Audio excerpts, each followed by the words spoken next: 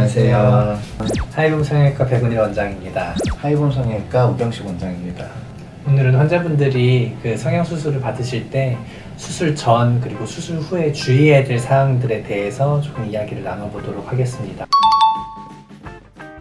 수술 전에 이제 환자분들께서 병원에다가 이제 뭐 예를 들면 주의하셔야 되고 하지 말으셔야 되는 부분들이 정보를 좀 잘못 전달하거나 정보를 덜 전달하시는 거예요. 예를 들면 상담 과정에서 그렇죠. 상담 과정도 그렇고 수술 준비 과정에서도 그 전에 이제 항상 보통 대부분의 병원은 미리 이제 환자분께 여쭤보거든요. 뭐 드시는 약이라든지 알러지라든지 혹은 이전 수술 경력에 대해서 이제 대부분 확인을 하는데 환자분들께서 얘기 안 해주시면 맞아요. 놓치고 지나갈 수 있는 부분들이 꽤 많이 있죠. 근데 좀 대수롭지 않게 생각하셔서 얘기 안 하신 경우도 있을 것 같고 근데 그런 부분들이 사실은 수술 과정이나 결과에 생각보다 영향을 줄 수 있거든요. 그렇죠. 수술을 받았던 부위 같은 경우는 확실히 예전 수술로 인한 유착이라든지 아니면 주변 조직 간의 어떤 엉겨붙음이나 이런 것들이 심하기 때문에 수술 과정도 훨씬 힘들고 또 더 좋은 결과를 얻기가 사실은 좀 어려운 부분들도 있고 하기 때문에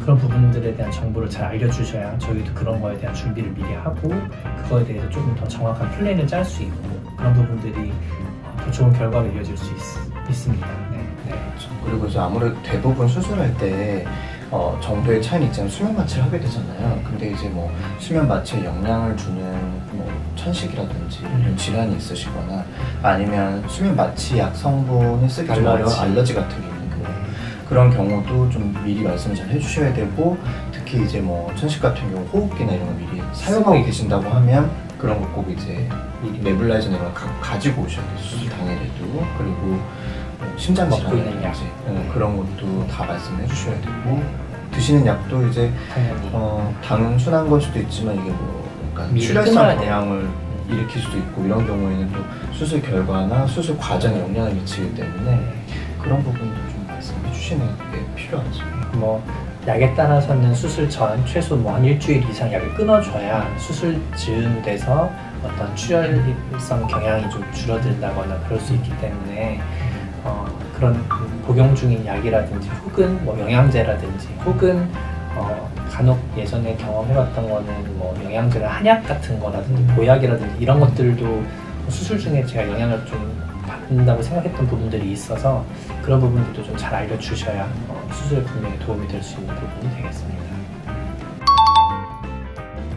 그리고 수술 후에도 관리해야 될 것들이 많은데 제일 흔히 말씀드리는 우선 음주나 흡연 특히 이제 뭐 항상 환자분들 염증이나 부작용 굉장히 걱정 많이 하시잖아요. 근데 제가 상담할 때 환자분들께도 약간 우스갯소리로 얘기를 하는데 너무너무 걱정하시다가도 수술하고 한 1, 2주 괜찮으면 괜찮으신 줄 알고 사실 하고 싶은 거 다 하시더라고요. 그러니까 뭐 술도 드시고 뭐 흡연하시면 흡연도 하시고 뭐 이제 그 외에 다른 뭐 일반적인 수술에 대한 주의사항 예를 들면 뭐 코 수술하고 나서는 코 안에다가 이제 면봉을 흡이지 소독 안 된 면봉이나 휴지 같은 거 하지 말라든지 이런 것들 뭐 여러 가지를 알려드리는데 사실 그런 부분들이 생각보다 지키기는 어렵죠. 지키기는 어려운데 중요한 부분이라 이제 수술 후에 이제 꼭 그렇게 설명드리는 부분들 이런 거는 꼭 지켜주셔야 된다 하는 부분들은 별거 아닌 것 같아도 사실은 다 의미가 있는 것들이어서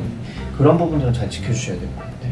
보통 뭐 음주나 흡연 같은 경우는 저 같은 경우는 한 달 정도는 조금 조심해달라고 얘기를 하고 그 음주나 흡연이 결국은 염증이나 혹은 뭐 흉터의 형성이라든지 아니면 흉터가 좀 더 안 좋게 남는다든지 왜냐면 혈액순환의 문제라든지 그런 부분들에 영향을 주기 때문에 그래서 수술 결과 최종 결과에 영향을 줄 수 있어서 그 정도는 좀 조심해달라 말씀을 드리고 또 제가 당부드리는 거는 혹시나 뭐 적절한 그냥 가벼운 산책이라든지 그 정도의 운동은 사실 붓기를 빠지고 하는데 도움이 많이 되지만 조금 과한 유산소 운동이라든지 아니면 힘을 굉장히 많이 써야 되는 근력 운동이라든지 이런 부분들은 수술 부위의 재출혈이라든지 아니면 수술 부위가 벌어진다든지 하는데 영향을 줄 수 있기 때문에 그런 과격한 운동은 한 달 정도는 조금 조심해 주십사 하고 저는 얘기를 드리는 편입니다.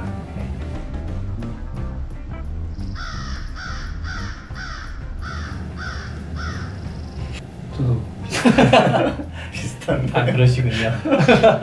저도 기본 좀 비슷하고 이제 특히 여성분들 같은 경우에는 필라테스나 요가처럼 이제 어떤 분들은 그런 게 이제 막 중량을 안 되니까 이런 건 해야 되지 않겠냐 하시는데 어쨌든 얼굴 쪽에 피가 많이 쏠리거나 또 얼굴에 힘이 많이 들어가는 운동은 썩 권하지 않기 때문에 그런 부분들은 좀 가볍게 해주시는 게 좋을 것 같습니다.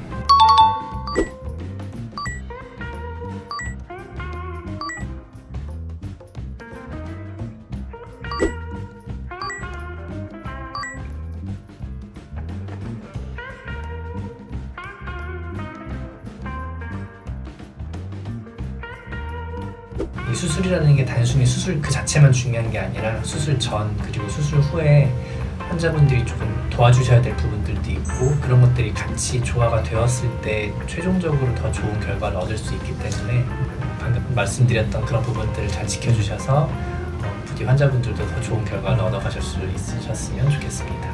감사합니다. 감사합니다.